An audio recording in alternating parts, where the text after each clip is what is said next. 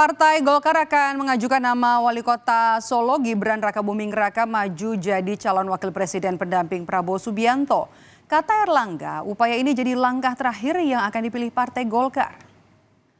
Ketua Umum Partai Golkar Erlangga Hartarto menyebut pembahasan soal bakal calon wakil presiden yang akan maju mendampingi Prabowo Subianto masih akan dilakukan secara intens oleh Ketua Umum keempat Partai Koalisi. Dari Golkar, sejumlah kader potensial juga telah disiapkan untuk diusulkan ke koalisi.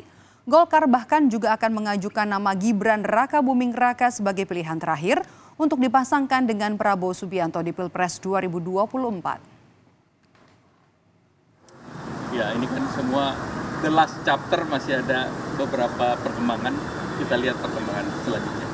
Komunikasi tentang cawapres sendiri sudah sejauh mana sih Pak ke koalisi sendiri? Kan kemarin baru kita buat kerjasama di mana keputusan strategis dibicarakan oleh Ketua Umum 4 partai. Dan Partai Golkar sangat suka dengan 4 karena angkanya cocok dengan angka nomor Partai Golkar. Terima kasih. Dan ini ada Pak Emil. Waketum. Ya Pak. Ya, terima kasih. Menanggapi wacana yang digulirkan Partai Golkar, Wali Kota Solo Gibran Rakabuming Raka mengaku tak memenuhi syarat.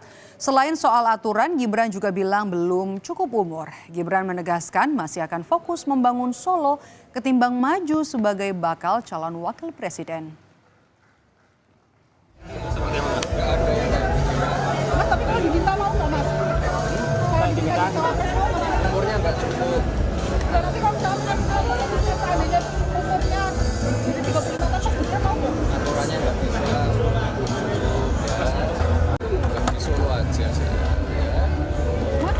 Ngurusi Solo ya, Mas? Iya.